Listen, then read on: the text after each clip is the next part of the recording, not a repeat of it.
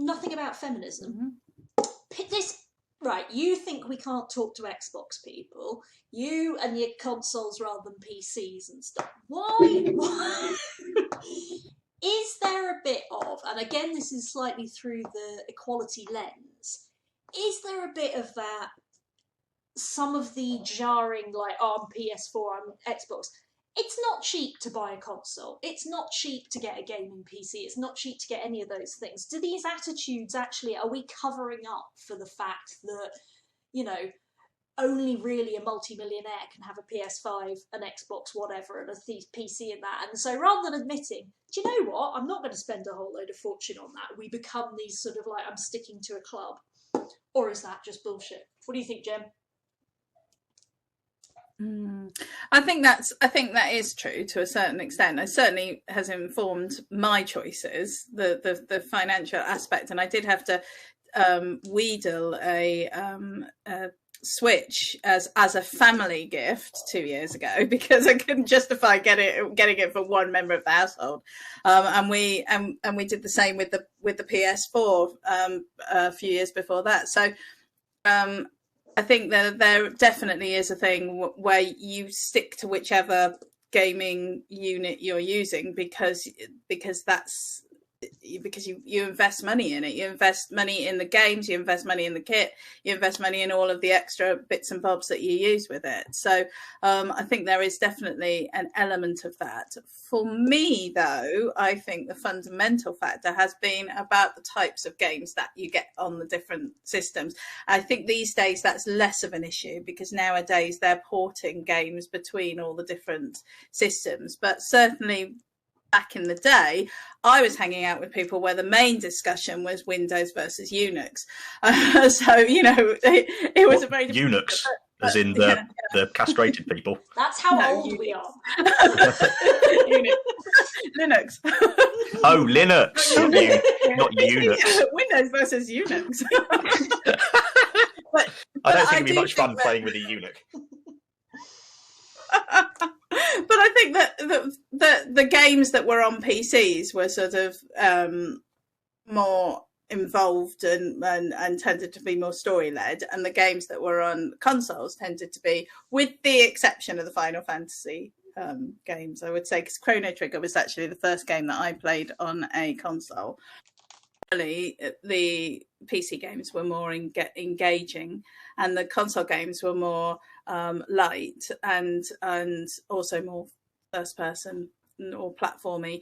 And I think that over the years that's very much changed, completely changed, I think, nowadays. But so I wonder if people kind of got put into those, and I'd be interested to see if we ask the same question in 5 years, 10 years time, whether there would be that distinction, or whether, as you say, it probably will come down more to financial decisions as opposed to. I mean, Alex, what keeps you? And I'm coming to you last, Matt. What comes at Alex? What keeps? That's not fair. Well, it's because you've got lots to say. I know. I'm calling male privilege. Not on me, mate. Play the male card. But yeah, Alex, what keeps you console gaming? I think I just prefer the controller, and I think I've kind of built up a long history with PlayStation. I've still got all my old games, even though I can't play them all on PS4, obviously. I still have all the old consoles, and even though I don't use them all. But I think I just found it easier to control.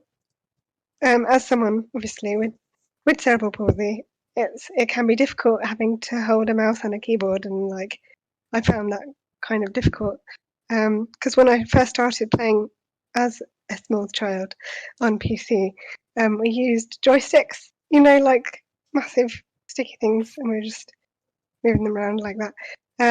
And then so I never really got into the whole mouse and keyboard control system aspect of it, and then just transitioned straight onto having a controller, which I find a little bit easier to use, generally speaking.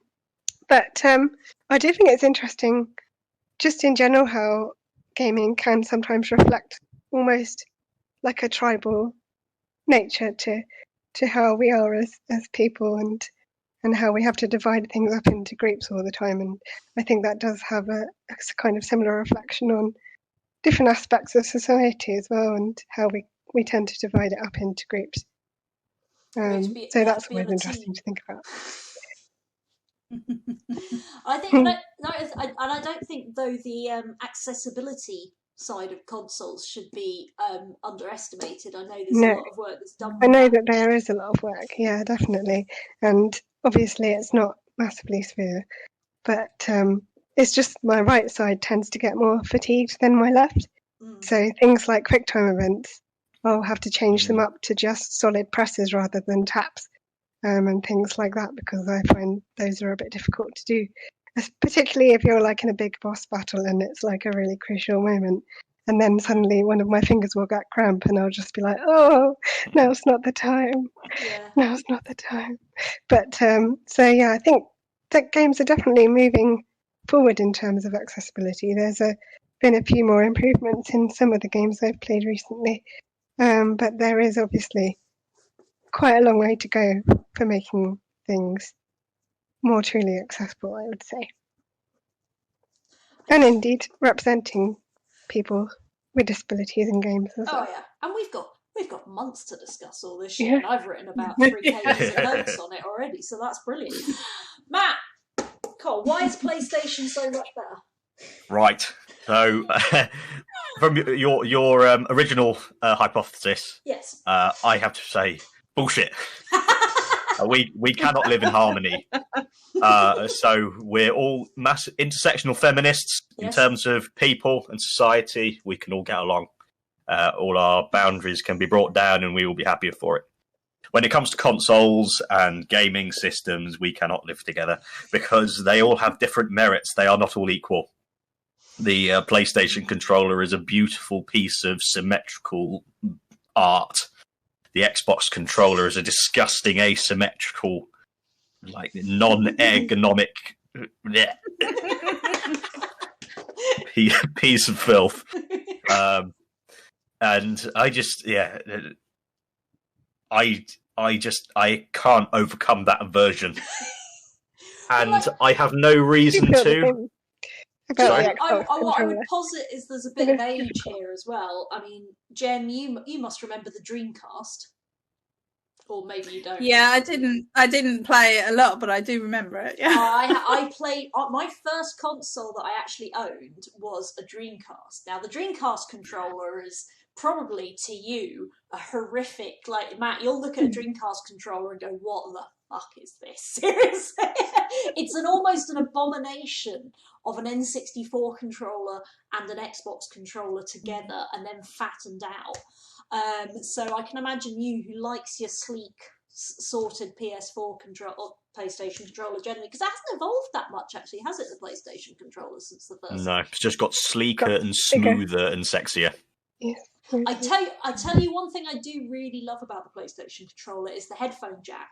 The fact that it has just a simple, straightforward headphone jack, no proprietary bullshit, no sort of you have to do this or that. You can just put your headphones straight into that and just play and not bother anybody else in the house. I will give you that.